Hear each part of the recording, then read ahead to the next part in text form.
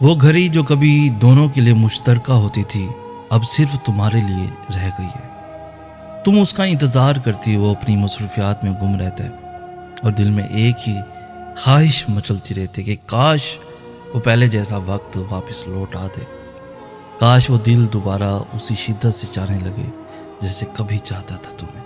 اور آج ہم اسی خواہش کو صحیح راستے پر ڈالنے کی بات کریں گے۔ سب سے پہلے یہ سمجھنا ضروری ہے کہ وقت نہ دینا ہمیشہ محبت کے ختم ہونے کی علامت نہیں ہوتا۔ اکثر یہ زندگی کی مصروفیات، ذہنی تھکن یا رشتے کے عادت بن جانے کا نتیجہ ہوتا ہے، اور جب رشتہ عادت بن جائے تو توجہ خود بخود کم ہونے لگتی ہے۔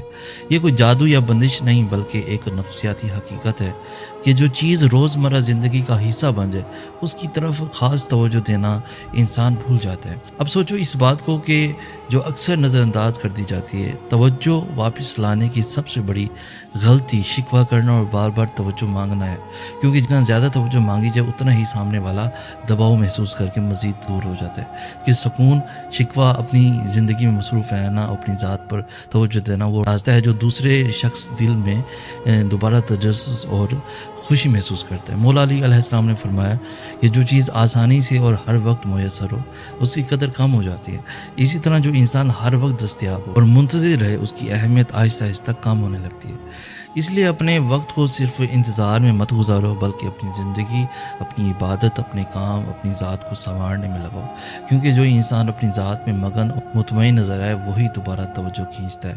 اس کے ساتھ ساتھ سب سے طاقتور راستہ دعا ہے، کیونکہ دلوں کی تبدیلی مکمل طور پر اللہ کے اختیار میں ہے۔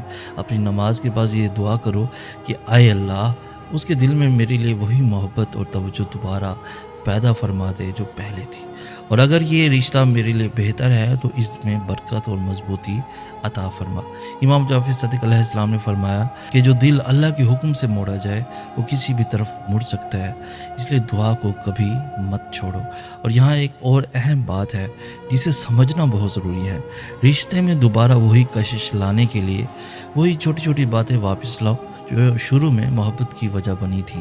اپنی ظاہری صورت کا خیال رکھنا، اچھے انداز میں بات کرنا، چھوٹی خوشیاں شامل کرنا، یہ سب دوبارہ اسی کشش کو جگا سکتے ہیں جو وقت کے ساتھ دب گئی تھی۔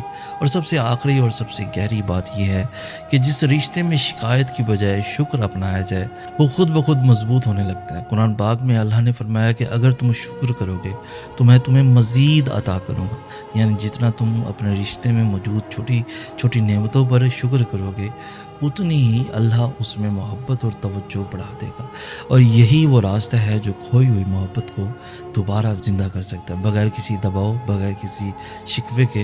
اگر یہ بات دل کو چھو گئی ہے تو اسے کسی ایسے دل تک ضرور پہنچا دینا جو اسی الجھن کا شکار ہو، اور ہمارے یوٹیوب چینل سید سناز کو بھی سبسکرائب کر لو تاکہ ایسی مزید باتیں تمہارے دل تک سب سے پہلے پہنچتی رہیں۔